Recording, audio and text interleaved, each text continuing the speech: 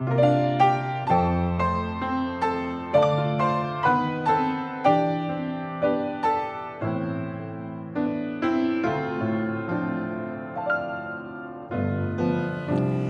ser humano siempre ha sido impresionado por buscar el poder. Inclusive es impresionado por el poder que puede tener una máquina. Hay vehículos que tienen cierta potencia en su motor y es admirado por muchas personas por la cantidad de caballos de fuerza que puede producir una máquina para poder moverse, transportar alguna carga, etcétera, etcétera. Y Pablo pareciera que está intentando hablar a los efesios y decirles que ellos también están ante el riesgo de ser atacados por esta tendencia de buscar el poder en deidades externas, principalmente en las deidades paganas, y él les presenta a Jesús como alguien que tiene un poder superior a cualquier otro poder humano. Vamos a hablar de esto en esta oportunidad.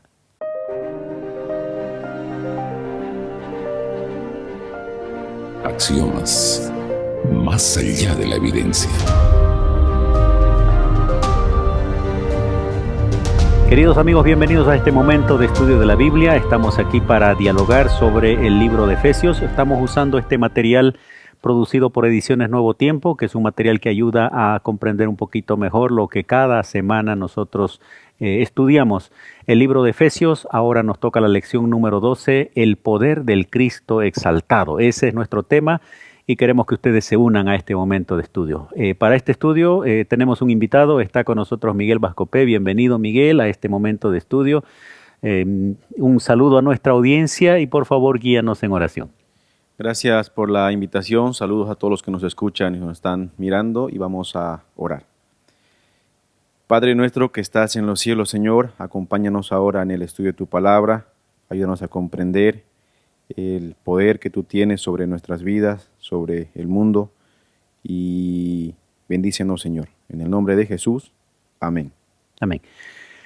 Miguel, Pablo habla del poder de Jesús, en este caso del poder del Jesús exaltado. Él va a hacer una descripción de acciones o evidencias de su poder, cómo nosotros podemos ver el poder de Dios a través de las cosas que han ocurrido y él mismo lo menciona, ¿no?, en el primer capítulo a los Efesios.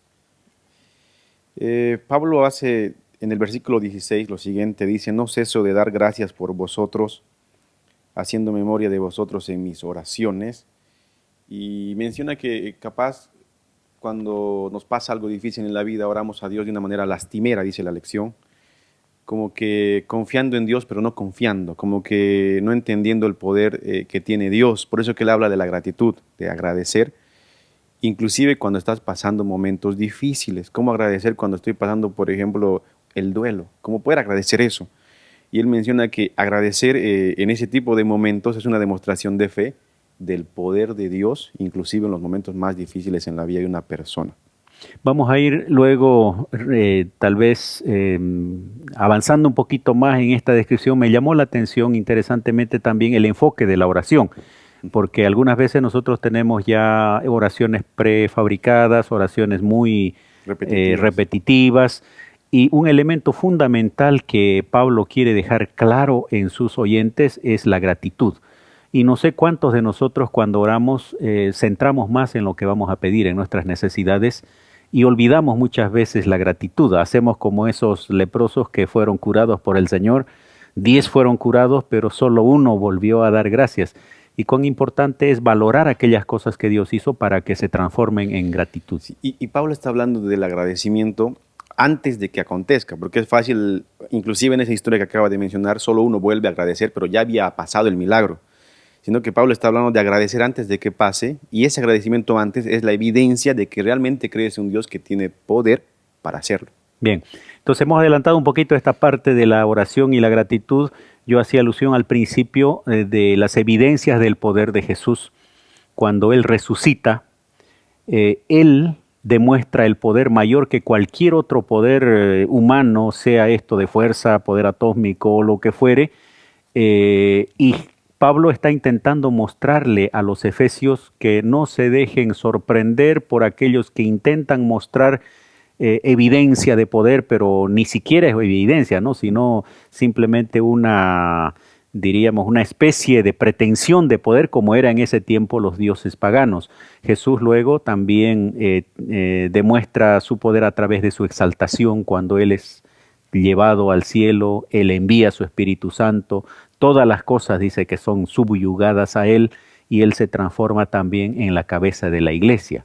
Ese tipo de poder es el que Pablo intenta mostrar a los efesios y ahí va a venir el tema de justamente de la gratitud, ¿no? Porque ese es el tipo de Dios que tenemos. Sí, en nuestro día a día, cuando nosotros agradecemos a Dios en la oración, la lección hablaba de permitir que sea Dios quien nos ayude a procesar las situaciones de nuestra vida. Y como que todos tenemos las ganas de controlar todo, pero hay situaciones en la vida en las que no podemos controlar. Un accidente no puedes controlar. Una enfermedad terminal llega a la vida de una persona y no puedes controlar. Y ahí Pablo le está pidiendo a ellos que inviten al Señor a actuar en esas situaciones cotidianas y le permiten utilizar su poder. Que sea Dios quien dirija en esos momentos de dificultad, de dolor. Y Pablo también va a hablar del Espíritu Santo. Sí, ahí justamente a partir del versículo 17, ¿no? Dice, para que el Dios de nuestro Señor Jesucristo, el Padre de gloria, os dé el espíritu de sabiduría y de revelación en el conocimiento de Él. Y esa es la preocupación de Pablo, que ellos entiendan, comprendan a Dios, comprendan a Él, comprendan a Jesús, comprendan el poder de Él, porque los efesios estaban rodeados de muchas personas que creían en la magia, de muchos otros dioses paganos, y cada uno destacaba el poder de su Dios, ¿no? Mi Dios es más poderoso que el tuyo, entonces si este Dios no funcionó, vamos por este otro Dios, vamos por el siguiente. Entonces él está diciendo, bueno, primero quiero que reciban el Espíritu Santo para que comprendan quién es Jesús, porque si comprenden quién es Jesús, van a saber quién es el que tiene el poder realmente para obrar en las situaciones del día a día. Aquí va a describir Pablo inclusive el papel del Espíritu Santo. Hay muchas personas que creen que el Espíritu Santo tiene la función de sanar a las personas, de dar algún cierto don a las personas, aunque la Biblia va a hablar de dones, pero manifestaciones externas. Aquí el énfasis de Pablo también es en la percepción de las cosas, versículo espirituales, el versículo 19, dicen, alumbrando los ojos de vuestro entendimiento para que sepáis cuál es la esperanza a que Él os ha llamado. Inclusive los efesios puedan ver que Dios los ha llamado con un propósito especial. Hay una esperanza especial, que ellos distingan entre el mundo y el nuevo camino que ellos están siguiendo, porque esto les va a ayudar a fortalecer su fe. Y hay otros dos propósitos más, ¿no? Primero, la esperanza, dice, que ellos abrazaron al aceptar a Jesús. Eso es lo que debe producir el Espíritu Santo en la vida de las personas. ¿Qué más dice Pablo? Hay, pastor, situaciones en la vida, por ejemplo, alguien que ha terminado con su pareja en este momento y puede estar pensando, ahí el versículo dice, voy a abrirle la mente. En ese momento él piensa que esto es una desgracia, que esto es malo, que ¿por qué Dios me pasa esto? ¿Por qué terminamos? Pero más adelante, tal vez, cuando pasen los años, él va a descubrir el porqué. Y cuando descubre el porqué, se abre la mente de la persona. Y como que Dios en algún momento te dice, fue por esto. Y cuando tú entiendes eso, ese es el Espíritu Santo mostrándote por qué Dios actúa como actúa en situaciones que pueden ser dolorosas. En el caso mencionado, el terminar con una pareja. Claro, ahí el Espíritu Santo va guiando, abriendo la mente a la persona. Y tal vez no es lo que nosotros estamos esperando como la obra del Espíritu Santo. No estamos esperando otras acciones más portentosas tal vez, pero el abrir la mente, el tener una percepción espiritual de las cosas que ocurren, ya es una obra del Espíritu Santo. Y Pablo dice, yo estoy orando para eso. Estoy orando además dice, y las cuales, y cuáles son las riquezas de la gloria de su herencia en los santos, para que aprendamos a distinguir, aunque perdemos algunas cosas, entre comillas, al aceptar a Jesús. Vimos en una lección anterior que hay personas que tuvieron que quemar sus libros de magia, pero ahora ganaron a Jesús. Y esa es la riqueza, ¿no? La riqueza de conocer su palabra, entregar su vida a Jesús, ahora haber cambiado muchas cosas por la perla de gran precio, que es Jesús. Y hay un tercer elemento más, ¿no? Dentro de las cosas que Pablo dice que voy a orar. ¿Y cuál es la supereminente grandeza del poder para con nosotros, para poder tal vez no cuantificar, pero por lo menos percibir el poder que está a disposición, diríamos, de su iglesia. Y él menciona que ese poder opera a través de la resurrección. Aquí pone el primer punto de la lección, ¿no? La resurrección. El hecho de que Jesús haya resucitado da la garantía de que los que crean en Dios van a resucitar. Y cuando Jesús resucita, eso muestra el poder que Jesús tiene sobre aquel enemigo mayor de todos los tiempos de los seres humanos, que ha sido la muerte. Entonces ahí está dando la primera evidencia de su poder, ¿no? El poder sobre la muerte, como dice el versículo, ¿dónde está muerte o tu aguijón? O podría decirlo de otra manera, ¿dónde está muerte ahora tu poder? Porque nuestro Jesús tiene más poder que la muerte.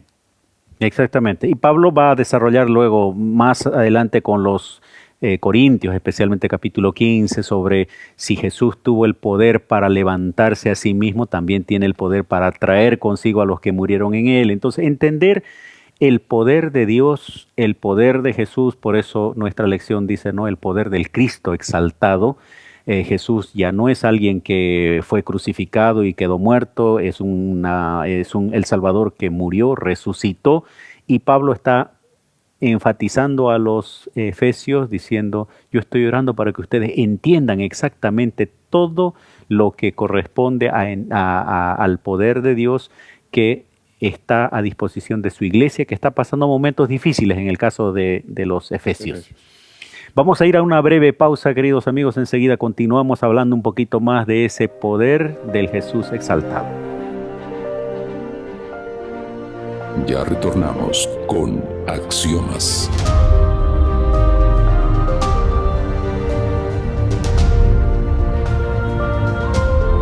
Amigos, estamos hablando sobre el poder del Jesús exaltado. Básicamente, algunos versículos del capítulo 1, los últimos versículos, habló del poder manifestado en la resurrección de Jesús, del que también nosotros seremos parte, como Pablo lo menciona en otros libros.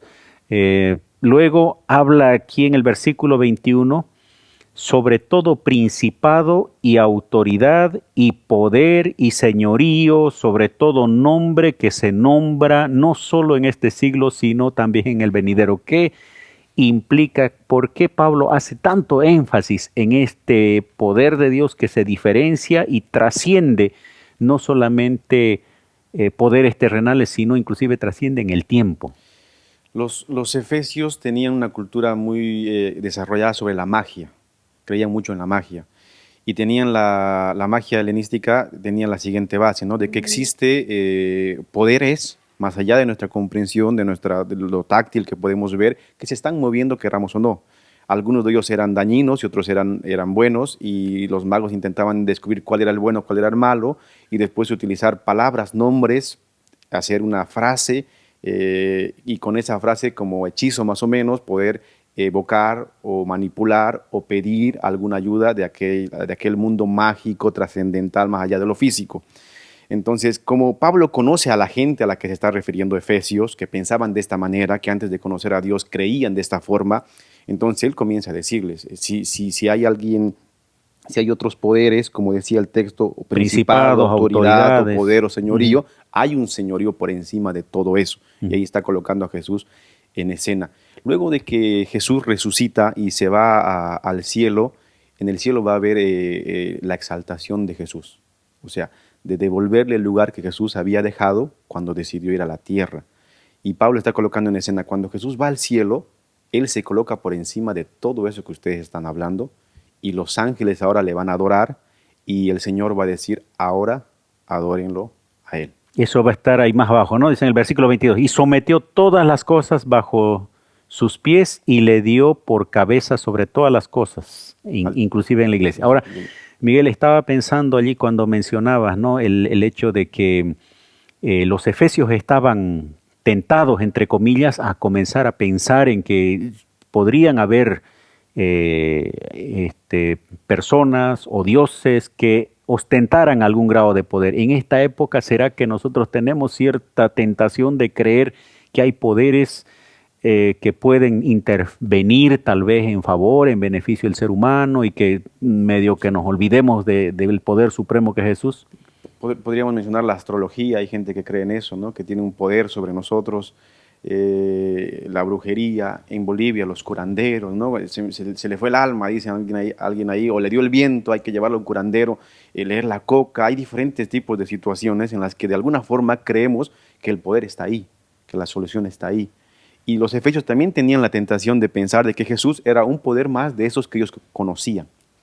Por eso que él coloca a Jesús por encima de todos esos falsos poderes que tienen poder, porque sí tienen poder, pero Jesús está por encima de todo. Jesús es Jesús, el dueño de todo el poder. Eso es lo que él quiere que ellos comprendan. Inclusive a veces se piensa, ¿no?, de que nosotros tenemos un poder intrínseco en el que cuando yo comienzo a pensar de que yo puedo hacerlo, puedo lograrlo, el poder de las palabras, etcétera, terminamos como que buscando otros poderes que van a sustituir a Jesús. Y aquí dice, no hay ninguno otro mayor que el de Jesús. Y hay un elemento interesante, dice, no solamente para este siglo, sino también para el venidero. O sea, no se inventó un poder, ni se inventará un poder que pueda solucionar algo como el asunto del pecado, como la salvación del ser humano. La situación, sí, la salvación, la situación del ser humano. Yo puedo tomarme una pastilla, puedo consultar a alguna persona que me dé una tranquilidad aparentemente momentánea, pero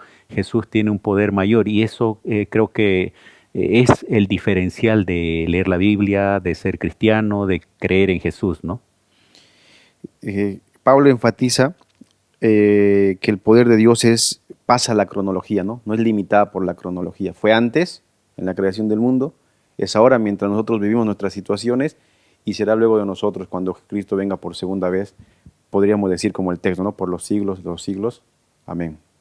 Y termina el capítulo, en el versículo 23 dice, la cual, hablando de la iglesia, la cual es su cuerpo, la plenitud de aquel que todo lo llena en todo. No existe una iglesia sin Jesús. No puede, por más que la iglesia tenga un liderazgo humano, tecnología, estrategias y todo, si Jesús no es la cabeza de esa iglesia, prácticamente está sin el poder que requiere para poder avanzar, digamos, en su vida, ¿no? O sea, una iglesia viva tiene que tener a Jesús como elemento entre comillas, pero una persona principal dentro de su estructura. Cuando Jesús es exaltado en el cielo, dice la cita, apenas se termina la exaltación, el Espíritu o la ceremonia de exaltación en el cielo, y los ángeles adoran a Jesús por todo lo que él había hecho y por todo lo que hizo por el ser humano. Apenas termina la ceremonia, el Espíritu Santo es enviado. Y ese hecho de enviar al Espíritu Santo es una manifestación del poder de Dios, porque Él había prometido algo. Él había prometido, yo estaré con ustedes todo el tiempo hasta el fin del tiempo. Entonces el Espíritu Santo desciende para estar con nosotros, para estar con su iglesia, para estar con los cristianos, como una manifestación del poder de Dios y la autoridad que Él tiene ahora, no solo en la tierra, sino también en el cielo. Y una prueba de que lo que Él había dicho se estaba cumpliendo. Él dijo, voy a ir, les voy a mandar el Espíritu Santo, y cuando viene el Espíritu Santo es una prueba de que Él ya estaba exaltado en el cielo. Y lo importante, ¿no? La obra del Espíritu Santo viene con un propósito. Así como Pablo dice, para que les ayude a entender, para que les ayude a discernir las cosas, pero al mismo tiempo el poder para testificar, ¿no?, de Él aquí en la tierra mientras nosotros estamos viviendo. Y Pablo busca la manera de dejar bien claro este elemento, vuelvo a repetir, a una iglesia pasando momentos difíciles, a una iglesia perseguida, a una iglesia con un líder como Pablo encarcelado, pero él mismo, siendo inspirado por el Espíritu Santo, comienza a escribir cartas, y en este caso a los Efesios. ¿Cómo podemos nosotros, terminando este capítulo, agradecerle a Dios por un lado, por otro lado, ser más persuasivos para motivar a la gente que pueda aferrarse a Jesús, este Jesús exaltado, este Jesús que tiene el poder para cuidar de su iglesia? Capaz pensaba yo que somos como los discípulos cuando Jesús paró la lluvia, cuando estaba hundiendo el barco y La dijo, tempestad. callad, callad, tempestad. Todos le miraron y dijeron, ¿quién es este hombre? O sea, sabían que Jesús tenía poder, Ya lo habían visto en pero no varias sabían ocasiones. cuánto poder tenía. Entonces, la idea de esta semana es que el cristiano, el que está escuchando al otro lado, se dé cuenta cuánto poder tiene Dios. Dios es más poderoso de lo que hemos estado pensando, pero a veces lo limitamos con nuestras oraciones lastimeras que realmente no confían en el poder de Dios. Entonces, confiemos en el gran poder que tiene nuestro Dios, quien ya ha vencido, quien nos ayuda a vencer y quien pronto volverá triunfante para recogernos. Es así. Si ustedes pueden volver a leer estos versículos, estamos leyendo los últimos versículos del capítulo 1, vamos a confirmar lo que estamos conversando en esta oportunidad. Vamos a una pausa final. Ya retornamos con Axiomas.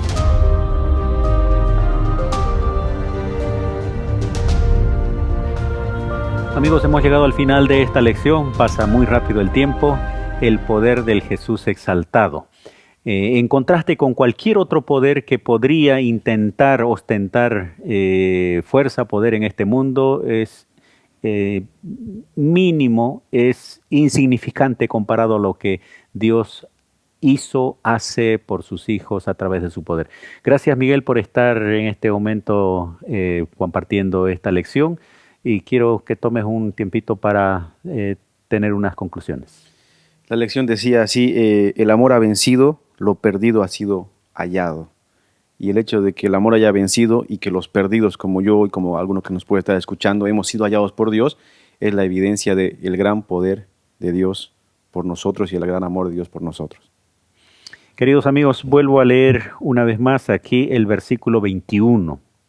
Sobre todo principado, está hablando del poder de Jesús, y toda autoridad y poder, señorío y sobre todo nombre que se nombra, no solo en este siglo, sino también en el venidero. Ese es el poder que Dios tiene y ese es el poder que está a disposición nuestro porque nosotros somos hijos de ese Jesús exaltado. Que el Señor guíe a cada uno de ustedes.